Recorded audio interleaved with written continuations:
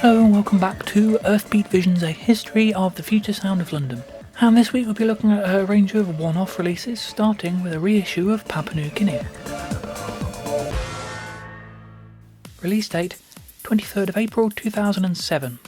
At some point in the 90s, Future Music magazine decided to recreate sounds from Papua New Guinea and release them as a sample pack for fans to use as the basis of their own remixes when combined with Dead Can Dance's Dawn of the Iconoclast. These samples travelled far and wide online and became the basis for some utterly terrible remixes, many of which gained a fair amount of traction, but they were only ever released as bootlegs.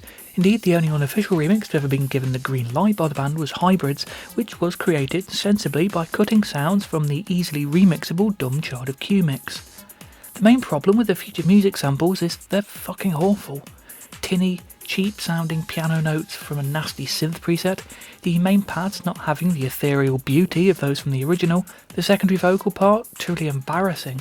I've heard people raving about how good High Contrast's remix is, but no matter how well produced his own parts are, it'll always sound cheap and naff to me because it's based on those horrible Future Music samples.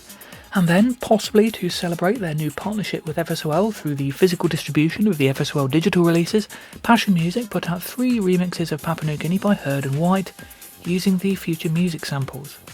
I'm always surprised that anybody can listen to those samples and think they're actually good enough to use in professional music, or even in some cases that they're actually official samples from the original track. Either way, a label-sanctioned 12-inch featuring 3 remixes based around those tacky sounding samples which have been distributed online as 128 kilobits a second MP3s somehow got released. Heard and White, and nobody seems to have a clue who they are, did a reasonable job on the production front with some perfectly serviceable if somewhat tinny progressive house, but I can't ever hear these tracks as anything other than fan remixes that somehow got put out as an official release.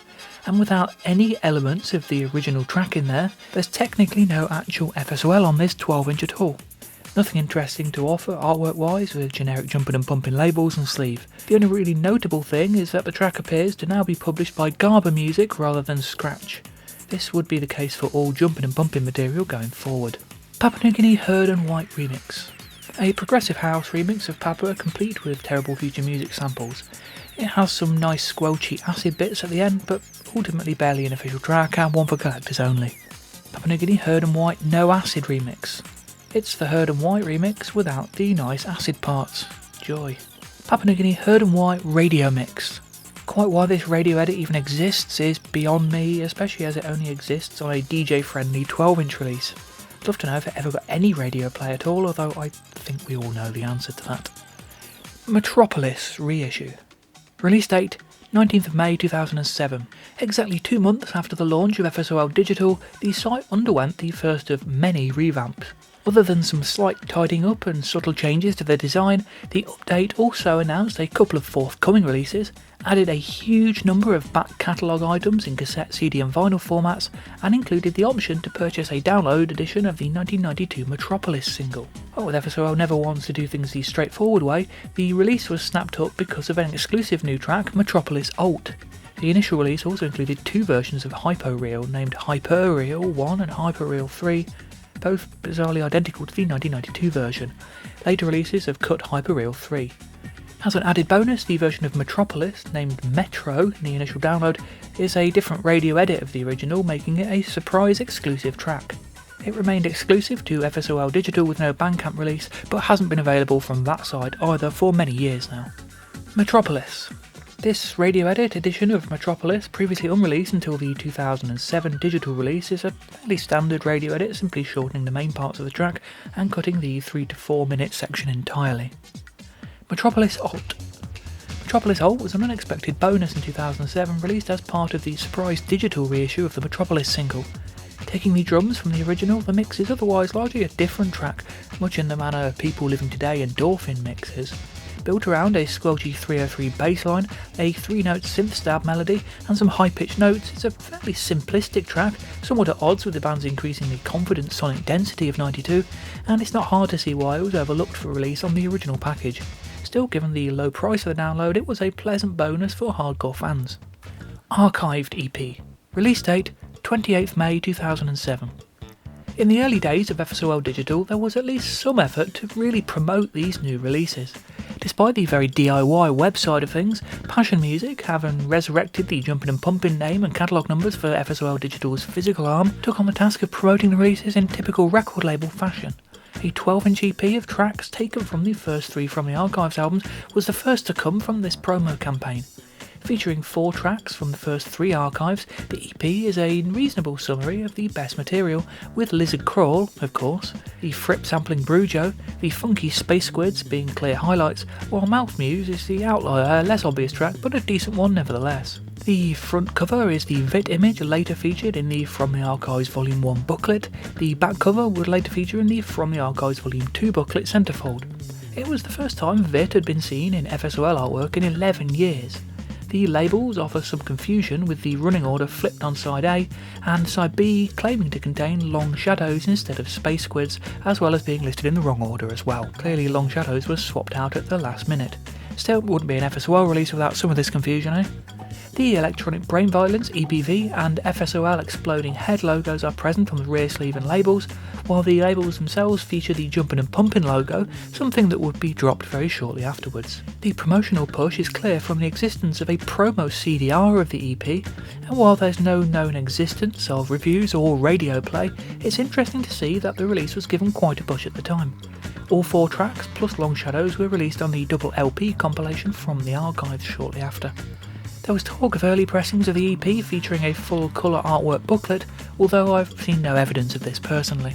From the Archives. Release date 23rd July 2007. 2006 was the low point in international vinyl sales, and even in 2007 fewer than 1 million sales were recorded in the UK. So it's perhaps not surprising that on the same day as the first 3 From the Archives albums were released on CD, double LP editions of them were not put out. This collection of highlights from the series, however, was released, and there were undoubtedly many who picked this setup, especially given the mixed response the full collection has received.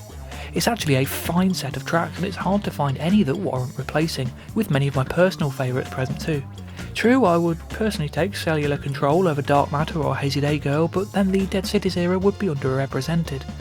The first volume of the series takes up the first half of the album, with 3 tracks each from the remaining 2 occupying the second disc. The front cover features the same image as From the Archives Volume 1, while the back cover image of CGI Bubbles is apparently exclusive to the release. The labels feature the same wireframe model of Spikey as the early Archive CD releases. As with the archived EP, alongside the Electronic Brain Violence EBV and FSOL Digital Exploding Head logos, the Jumpin' and Pumpin' logo makes a brief appearance, despite the catalogue number being a rare exception to the TOT system. Hazy Day Girl is listed without the E in Hazy, and Distant Nebulous as Distant Nebulous. As with the archived EP, a promotional CDR was issued, titled From the Archives Best Of, suggesting a small promotional campaign accompanied the release, although again, no reviews are known to exist. The compilation would go on to be the last full-length vinyl release on FSOL Digital for 7 years. The double LP was reissued for Record Store Day 2024, with reconstructed artwork including a new font which broadly resembles Eurostyle Extended and is one that has been used from time to time, but subtle differences. The music was the same. From the Archives Volume 4.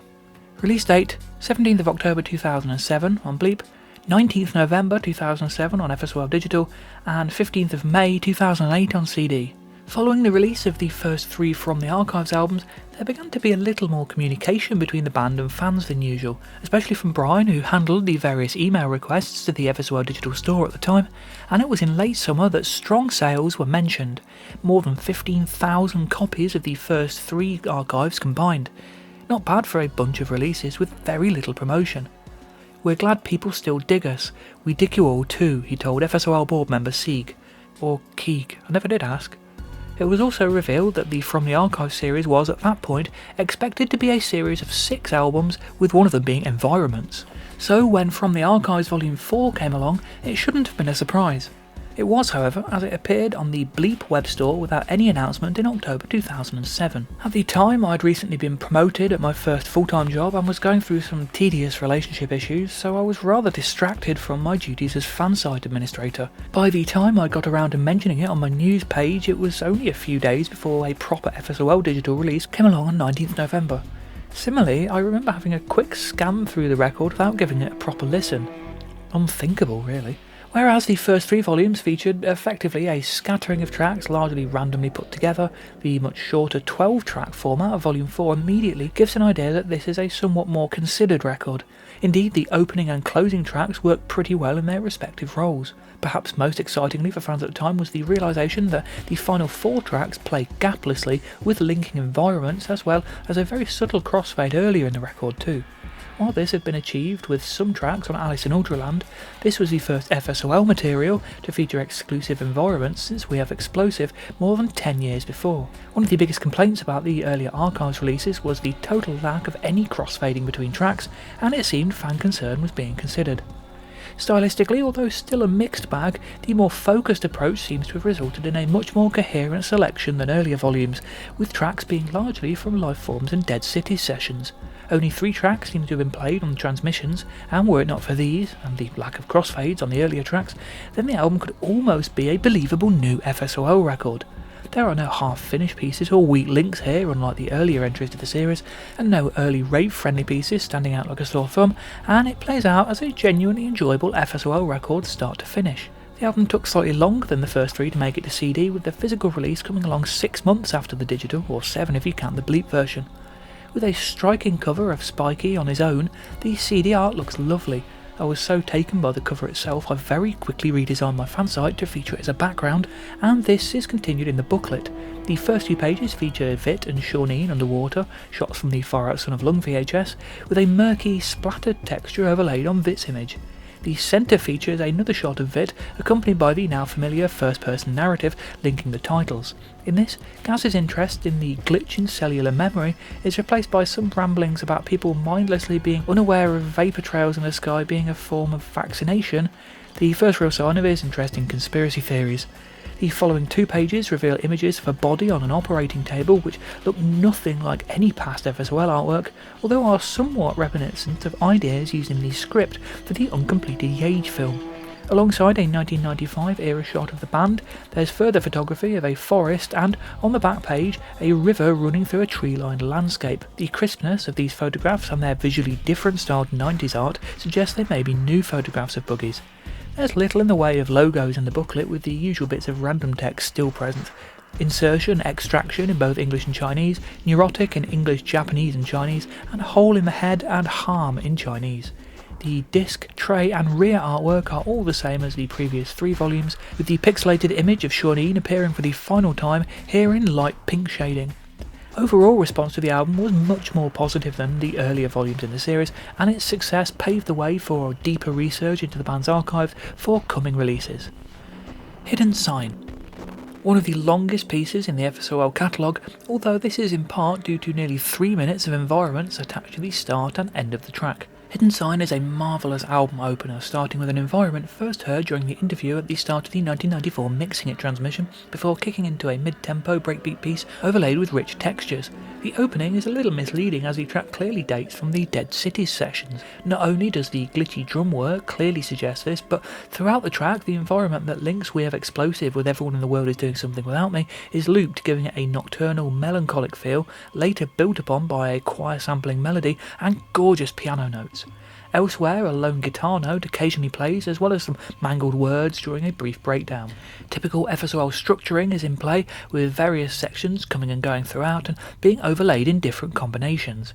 It's an utterly beautiful track, epic and melodic, with huge, chunky, intricate beats over the top and a rich atmosphere, the best of all the group's abilities combined. Once the track has faded out, there's an entirely new environment with some 1996 tour sounds, dogs barking, a very familiar howling sample, pluck notes from Globular, and a repeated voice stating, "I don't know what's happening to me." After such a long and wonderfully evocative environment, it's a crime that the track doesn't seek straight into track 2. Plasmatic, and that's been spelt with a Z and an S. Starting with a straightforward 4-to-the-floor beat, Plasmatic immediately suggests an early underdeveloped track like some of the earlier From the Archives volumes, before doing away with that idea almost immediately with lush synth chords. An emotive melody played on a reversed synth sample joins in with bubbling synth notes that sound similar to those used in Dead Skin Cells, while the beat keeps on in a fairly standard mode. A later leak revealed the track to feature the working title of Lifeforms Album Variant. Although it doesn't really feature any obvious elements of Lifeforms itself, it's very clearly from those sessions. Possibly considered to be one of the tracks too bouncy or Balearic for inclusion, it's a great shame it wasn't released in the 90s anyway, as it's a real highlight. Its appearance here is one of those great moments that justifies the existence of the From the Archives releases. A gorgeous track and one of my favourites. The first 2 minutes appeared on the FSOL digital mix. West Path. The only track on the 4th volume of From the Archives to have a slight underdeveloped feel in the way many earlier ones did, West Path features acoustic guitar arpeggios, as heard on many Dead Cities era tracks, over light percussion and reversed samples and effects in the background. The guitar loop is then played at twice the speed before a brief percussion and atmospheric outro. Despite the enjoyable melody, it sadly doesn't really develop and feels a touch unfinished, especially in comparison with the tracks surrounding it. 100 Baby Spiders.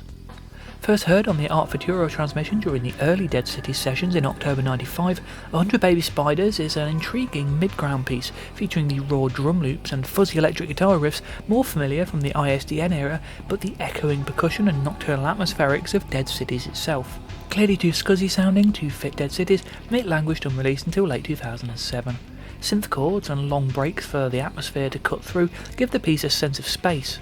How much of the band element comes from samples and how much was recorded at Earthbeat is unknown, but there's an intriguing snippet in a 1996 interview with Rockarilla in which Gaz says several instrumentalists, our friends, took part in Dead Cities. For example, the drummer Richie Thomas, and the excellent feeling derived from it made us seriously consider the possibility of forming a complete band. Apparently it was the lack of Liz Fraser as vocalist that scuppered the plans.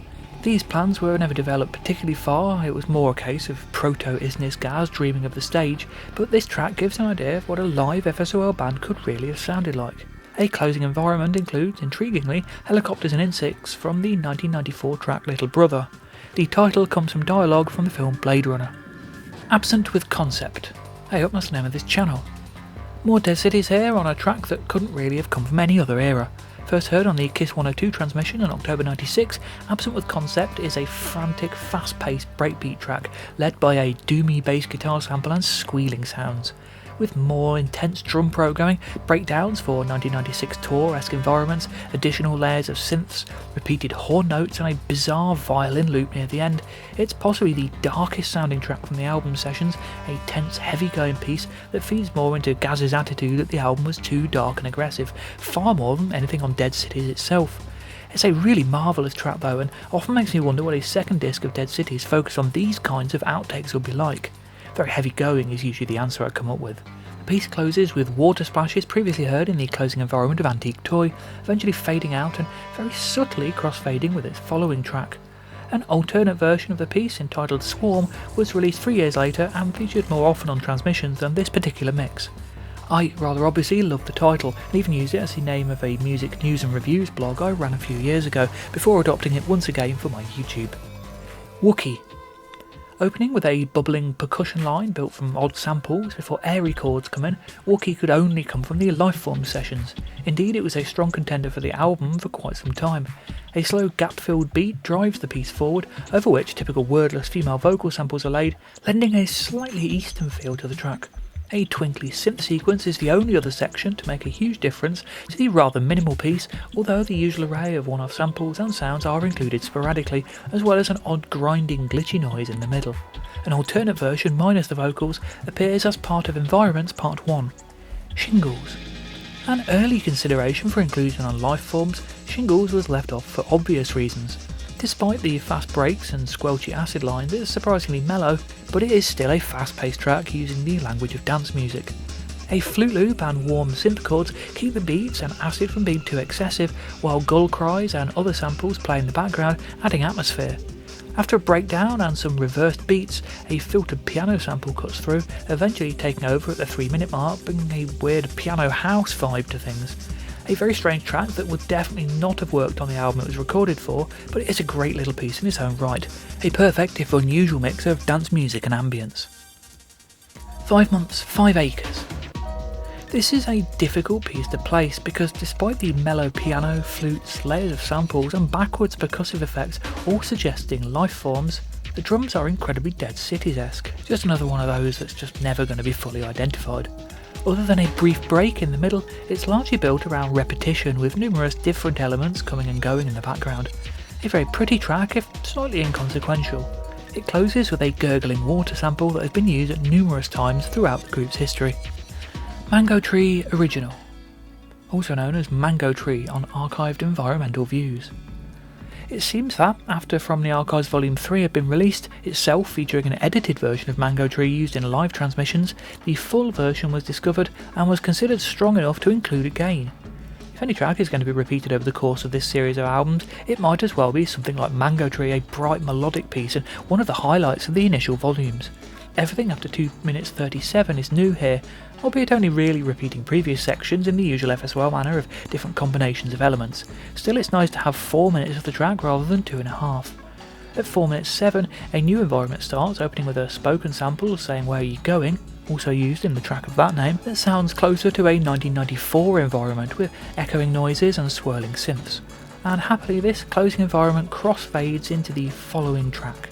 Its appearance on Archived Environmental Views 10 years later removed the outer environment. Golden Burnt. I wouldn't even like to put a date to this track, it not really sounding like any particular era, and yet a little bit like every era at the same time. Maybe the 1997 sessions?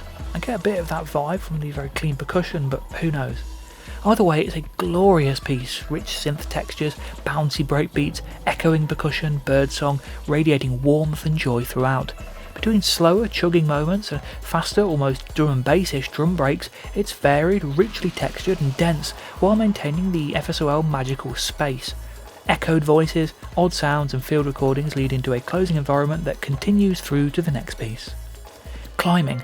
Almost certainly recorded for the scrapped Eggshell single, featuring that track's famous plucked arpeggio, over which new harp-like melodies are played, with field recordings and rising synth lines in the background. It's a shame it's so short, as it's a glorious burst of Eggshell that leaves the listener wanting much more. Speedball. Closing From the Archives Volume 4 on a dark note, Speedball is a high-energy breaks piece with seething synth lines, choir sampling melodies and funky electric bass. It's a difficult track to place, the darkness could be Dead City's era, but the live sounding drums and bass hint at the early 97 sessions that eventually led to the isness. That would certainly tie into my general coldness towards many of the Dead City's outtakes and love of these 97 tracks. It's a lot of fun despite its doom-laden synths, with lots of energy and a great groove behind it. Following a number of environments and crossfades earlier in the album, it even closes on its own environment with brighter synth pads and Dead City's era laughter samples. And that's it for this week. I hope you enjoyed the video. Do leave me your thoughts on this music. Obviously a lot of the stuff here is relatively inconsequential, but I'd love to know your thoughts on the Papua New Guinea fan remixes, and of course From the Archives Volume 4. This really is the point where the series began to step up the game and start sounding like proper FSOL records, so drop me a comment below, I love reading them. Also like, share, subscribe, you know the buttons, you know the drill. I will be back next week with a little album called Environments, so please do join me for that.